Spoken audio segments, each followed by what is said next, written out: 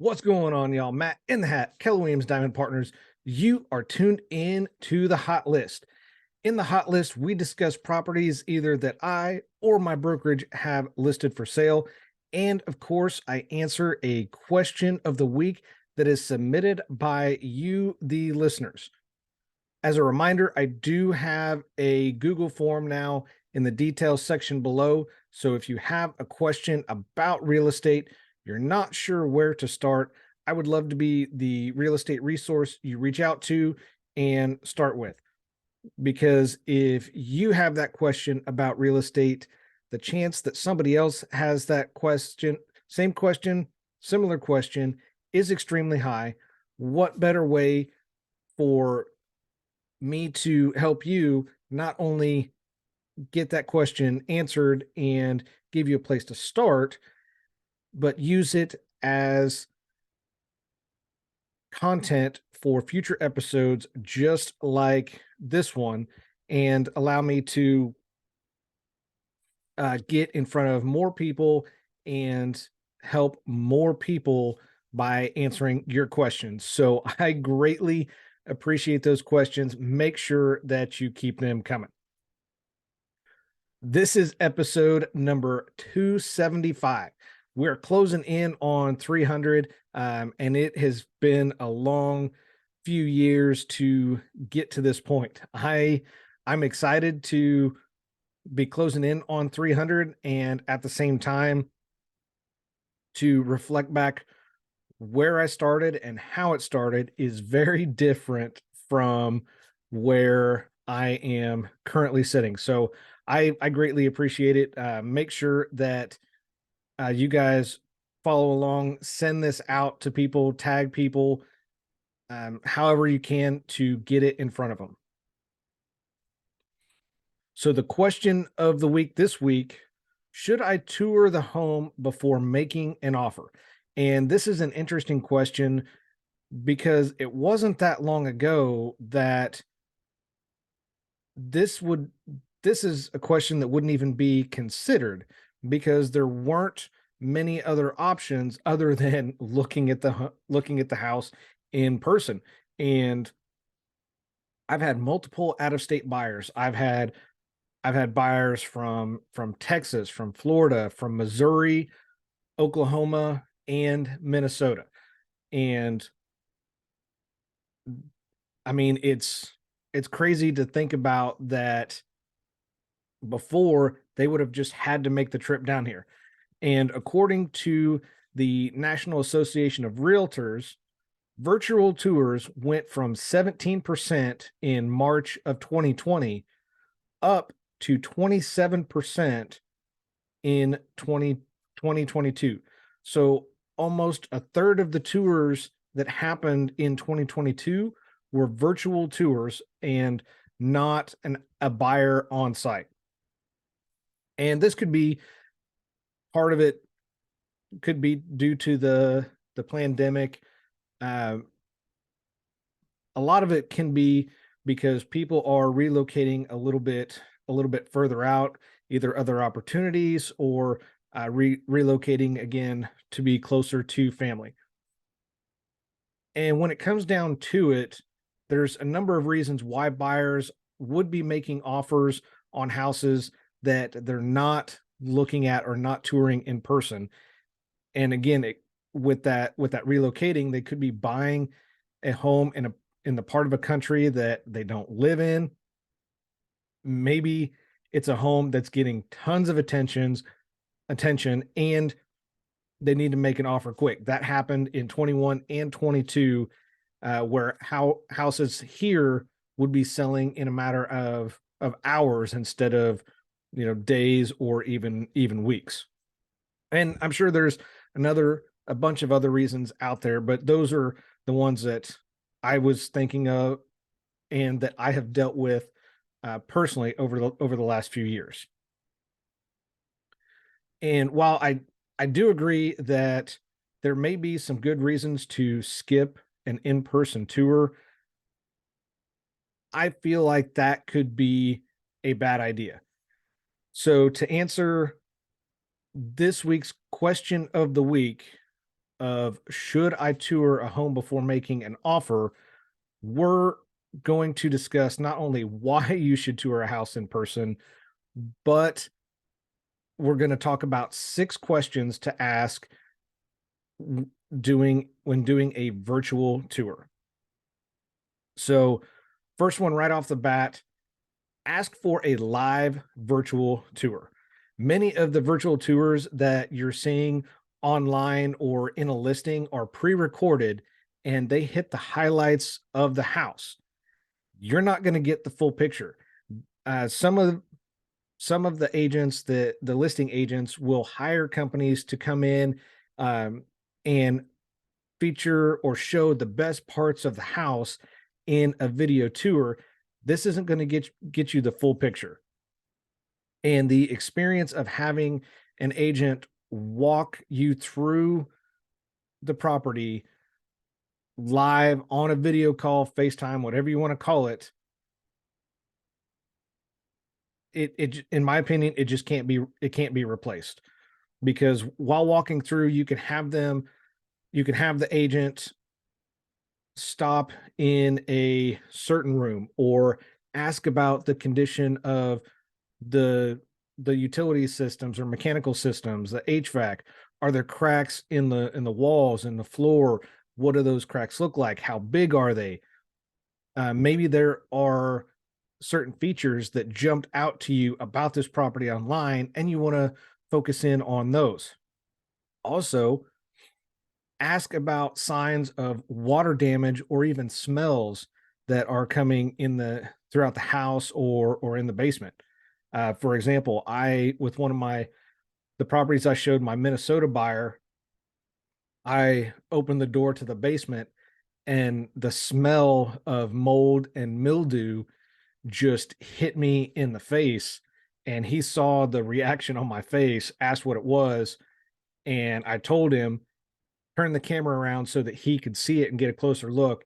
And that was it. We were done looking at that house, and I immediately just left.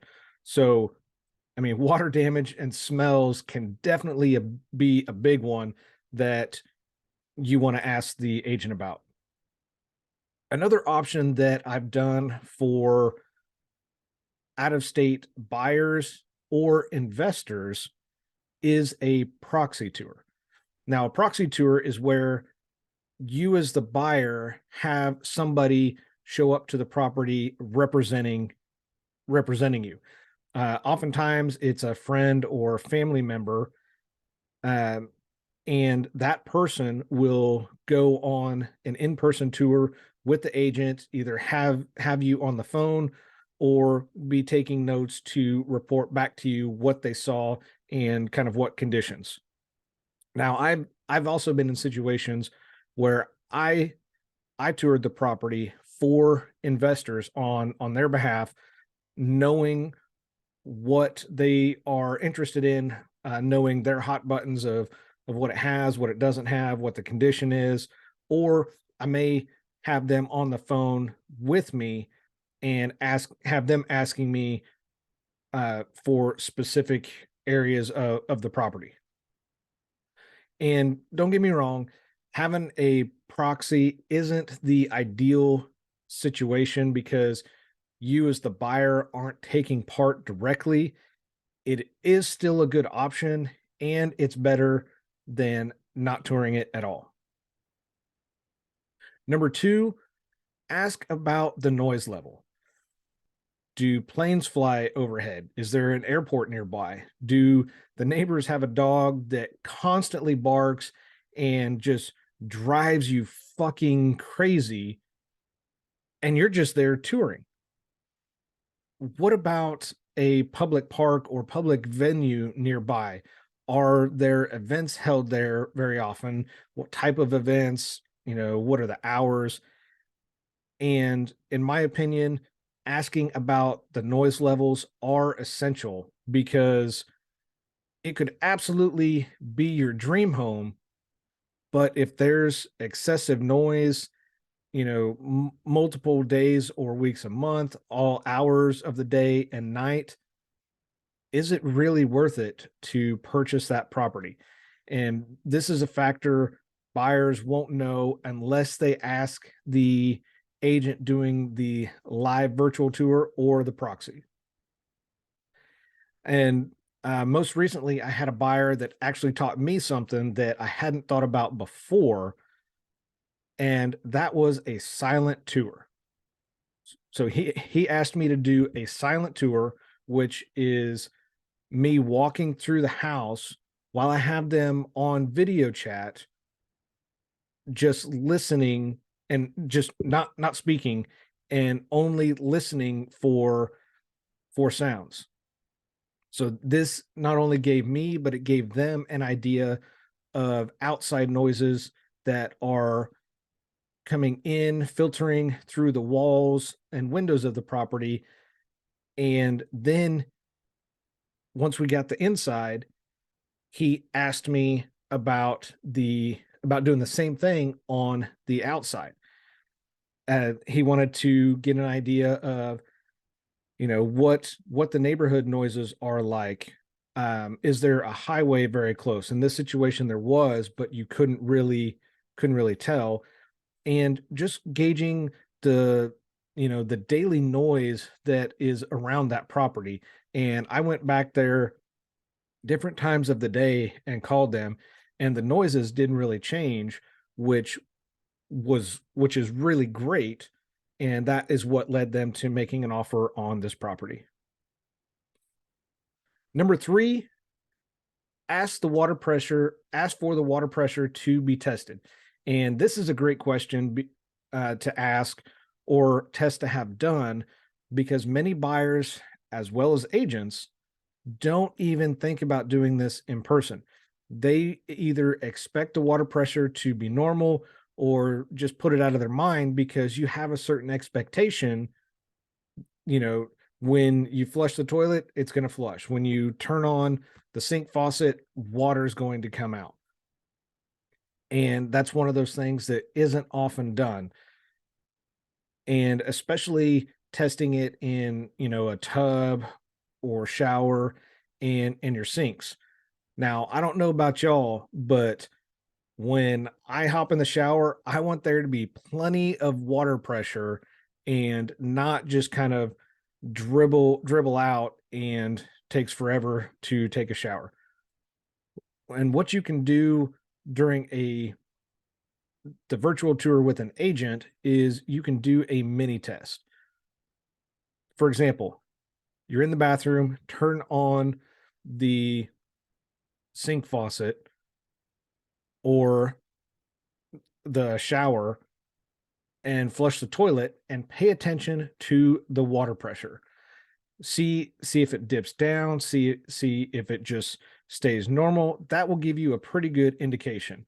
And just a quick side note on this as well, water pressure tests can be performed by licensed plumbers. They have a way to do it. So if you want to know for sure, you can hire a plumber to not only do an inspection for that property, they can do a pressure test. Also, it may be worth having a sewer camera inspection done based on the age of the house and the number of mature trees on the property and where they're located. Just want to throw that out there real quick to y'all as well. Number 4, what type of storage space is in the property? Sorry, I'm not trying not to sneeze. So if I'm making those of y'all on YouTube, I'm not trying to make faces at you. I'm just trying not to sneeze. So when it comes to storage space, are there plenty of closets? What does the closet situation look like? Are there other storage options that aren't shown in the online profile of that property? Again, this is where an agent is great to have walk through. While there might be a walk-in closet in the primary bedroom, what's the closet situation in the others? Is there a pantry in the kitchen? And what type do you have? Just floor cabinets? Are there wall cabinets as well? Is there a shortage Because how upset would you be as a buyer? You purchase this house and then you realize there is a major lack of storage options. Maybe it's for your kids' clothes or toys, maybe your clothes changing out from summer to winter, or maybe there's a shortage in the kitchen and you have to either build some additional shelves or get creative with storage options for your kitchen. Number 5, what type of technology is available in the house? Uh, the one that we typically start with the most is, what's the cell service like? What providers work there? How's the service there? What internet options are available? Because as we all know, more and more people are working from home. So what are those internet options available? Or maybe what cable providers or TV providers are there? That's something to find out as well. Because while a home may have cool tech features like electric windows, maybe updated surround, or I've even seen projectors in a couple of them. These are all great pieces of technology that can quickly become burdens if they don't work. For example, I just showed a house to buyers within the last week or so, that they asked about a switch in the kitchen. Well, I'm a very big proponent of, pushing buttons and seeing what they do and finding out what they do. Turns out this switch was tied to an automatic skylight in the kitchen, and the skylight was supposed to open up and either let some fresh air in, maybe some more daylight in. Well, it didn't work. So it turns out it's either a bad switch and the switch needs to be replaced, or could be that the motor on the windows are burnt out, and no, either way it didn't function. So that's one more thing that now is falls into that burden category, because it doesn't work, it doesn't function like it's supposed to. And finally, number 6, I know y'all probably thought I was leaving something out. What about the exterior? Most virtual tours that are pre-recorded focus on the interior of the property and exclude the exterior almost altogether.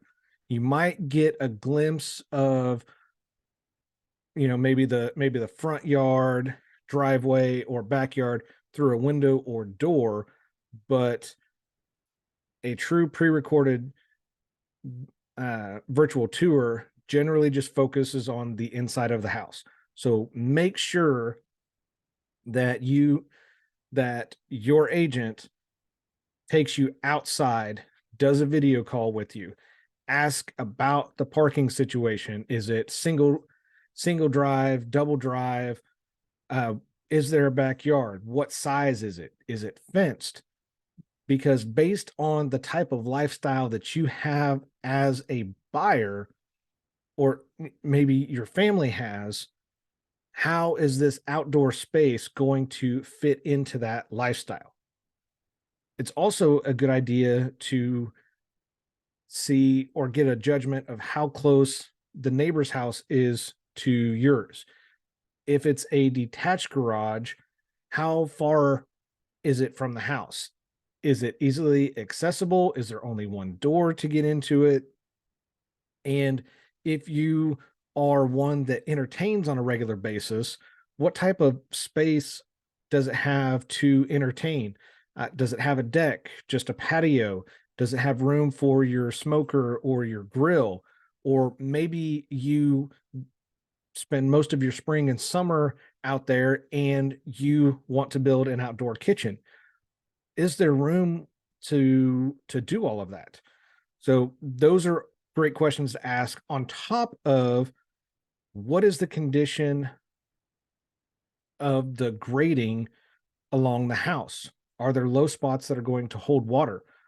What type of condition is the siding, and what type of siding is it? Are the gutters and the roof newer? Do they look damaged? Or does they look like they're going to need replaced?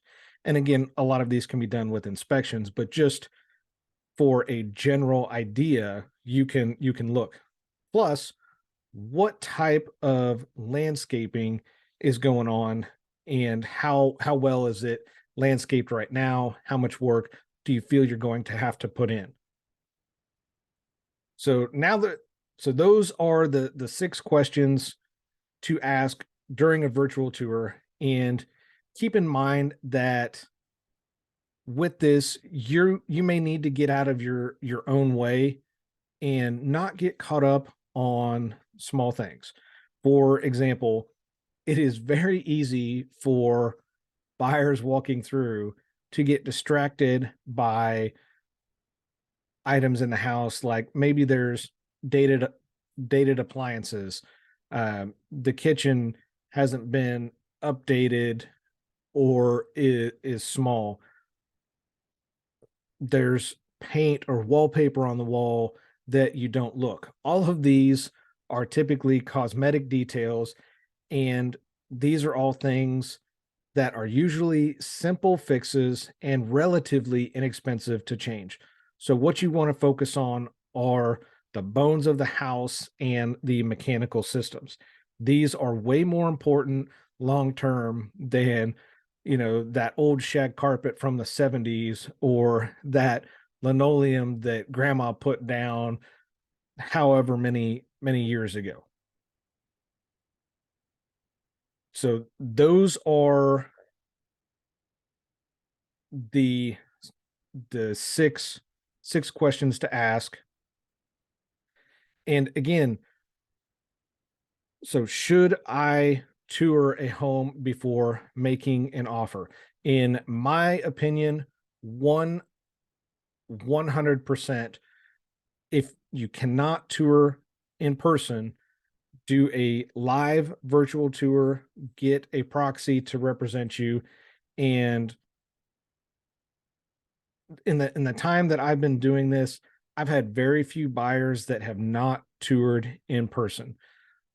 For those that have not, that are out of state buyers, again, I have done many video calls walking buyers through properties, flagging anything that I see that may not come through on the phone or the camera, what areas are important to them, and tying it all back to the lifestyle that this family has, and will this house fit with the lifestyle that the family has. So that is going to wrap it up for me for this week in episode number 275. uh Please, just one last favor, leave me a review on iTunes or Spotify or whatever podcast player that you're tuning in. That greatly helps me get in front of other people just like you that may have questions about real estate and they're not sure where to start. Also, if you are watching this on YouTube, make sure that you do all of those YouTube things and just like, subscribe, and share this out. Thank you guys so much again for tuning in to episode number 275. I'm your host, Matt Johnson with Keller Williams Diamond Partners. I do this because your experience matters and should be trusted with a veteran. Y'all have a phenomenal rest of your week, and I'll see you next week. Take care.